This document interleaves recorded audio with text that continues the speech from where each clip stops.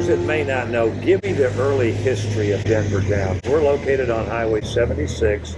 Yes. What, 2 miles from the interstate? There's just 1 mile. From the interstate, headed toward Clemson. Yes. Tell me how this came about. Our great-great-grandfather, W.D. Garrison, came back from the Civil War, and he was a farm manager for one of the local cotton mills. Back then, cotton mills had their own farms. And so he did that for several years and saved money. And about 1872, he bought some acreage on Old General's Highway, and which was just a dirt road at that time. And that 200 acres was the original Denver Downs. And so he started farming it, and we're now the 4th generation that is farming this property. And we've been a lot of things, throughout the years, but we've kept it in agriculture, and we hope to keep it going as long as we can. When did it become a dairy operation? Our father, T. Ed Garrison, who graduated Clemson in '42, he was part of the war class at Clemson, and he was a bomber pilot in the South Pacific during World War II, and he returned to South Carolina, and the dairy business was a good thing to get involved with at that time because the big population boom, and so he bought 6 Jersey dairy cows.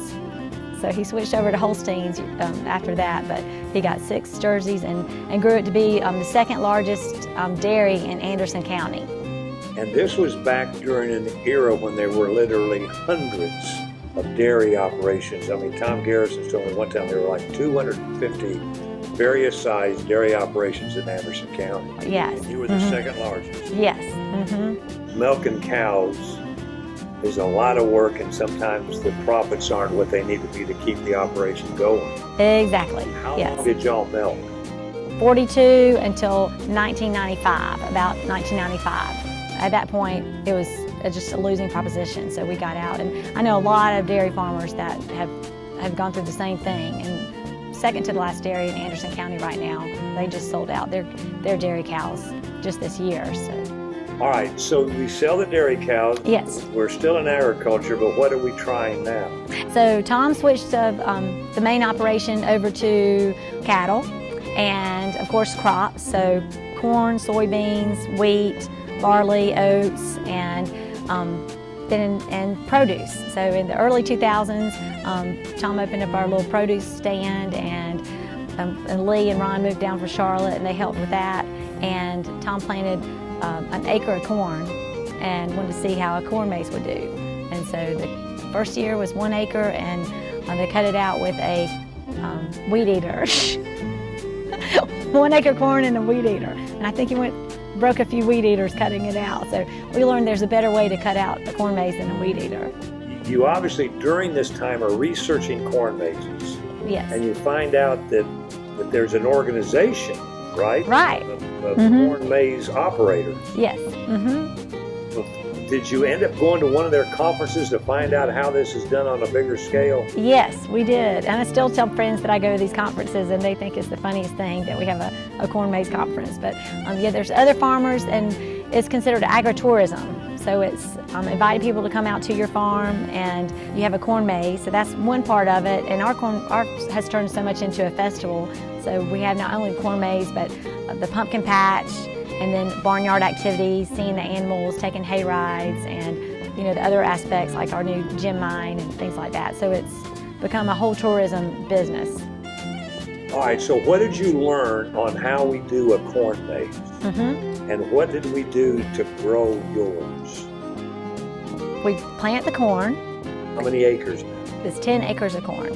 Yes, so we plant the corn, and when it's just a little, about 5 to 6 inches high, we have a company out of Utah that comes out and has a team of guys that come out. They go up and down the East Coast to farms similar to ours, and they will mark off the entire field with little flags. And then they'll go through with backpack sprayers and decide what this 10 by 10 piece should look like. And they'll clear out the corn that needs to die out to make that path. So by the time they do that over the whole 10 acres, then they have cut out the design. Now, who decides and when do we design and decide the theme? There's a lot of discussion around the kitchen table. So we generally talk about it there's so many great possibilities. So this year we're excited to go for the 50th anniversary of the moonwalk. And so that's a little bit, it's fun to have that as our theme, because then we can have questions that are posted inside the maze at the little checkpoints. So people try to go through the maze and find those little checkpoints and learn about the moonwalk while they're walking through there. There were years when the drought would come and that would affect our corn and the maize wouldn't be as good, but you corrected that. Yes, Paul, that was a big turning point. That was a huge turning point. That the last time the drought really affected the corn, I like to say we had a 10-acre mini maize because the corn was only about 4 feet high. It was not that hard to get lost in that.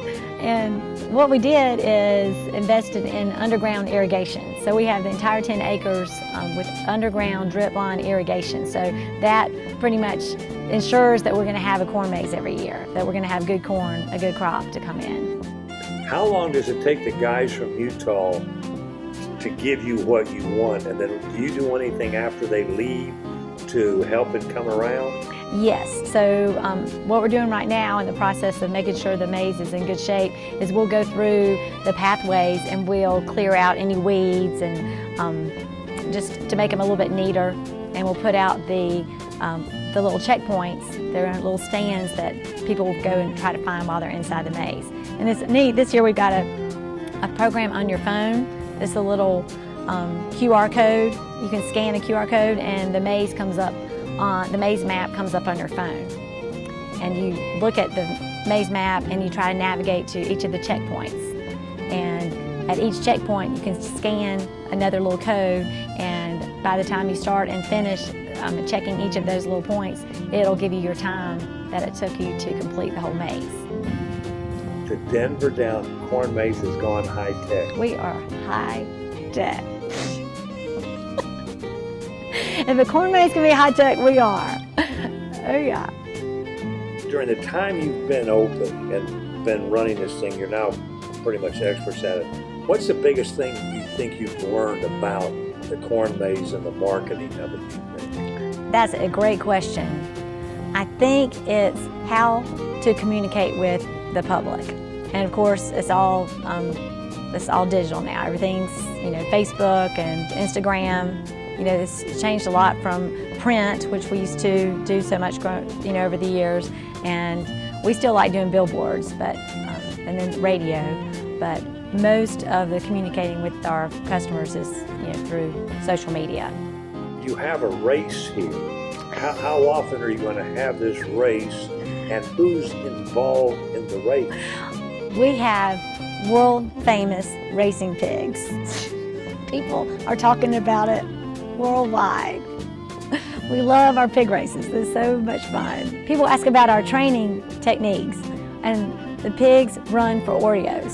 So that's the secret. So we'll put some Oreos at the finish line, and they'll run around for those.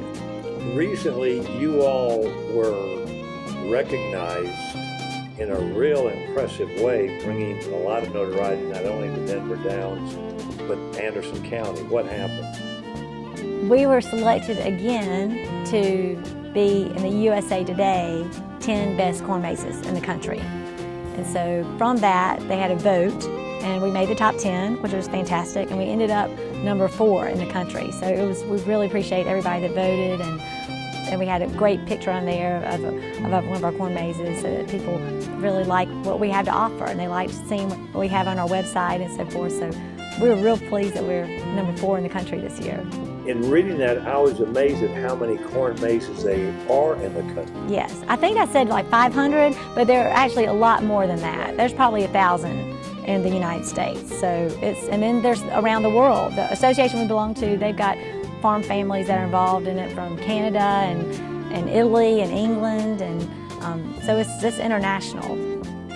Now, am I correct in saying that the top 10 best corn mazes in the country? Yes. You're the only one in South Carolina and the only one in the Southeast?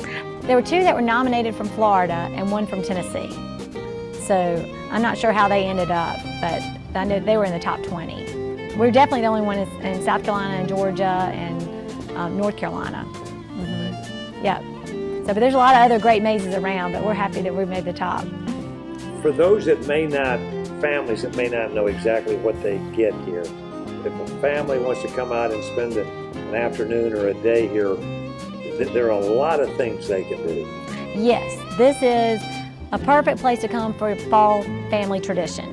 So when you come out to Denver Downs, you need to come when you've got lots of time, because you're going to want to do everything, and your children are going to leave here exhausted. So they want to do the corn maze, of course, and some people want to go through and find all the numbers and do the entire maze, or you can just get a taste of the maze and go in and find, you know, one number and then come right back out, one checkpoint and come back out. And then you're going to get your pumpkins. So we sell the pumpkins by the pound, so they can go out to our pumpkin patch and then of course take pictures. We've got lots of different photo ops set up throughout the farm that are perfect for the fall pictures for your family. So everybody likes to walk here and there and see what else we've got waiting around the corner. This is not an event that takes a couple weeks to put together. It takes a while. And it's so funny because some people will say, oh, we've got some land down in such and such and we think we want to start a corn maze. And we say, knock yourself out. There are a lot of details and a lot of work. It comes year round. It really is, yes. And we're having year-round events. Like in the spring, we'll have spring days and our Easter egg hunt, and we do a little music festival in the spring. And in the summer, we've had concerts. So we do have a lot of year-round events. We're trying to keep things fresh and doing fun things for the community. And we can expect some new things next year. That's right. So check out our website and social media, and we'll keep you posted.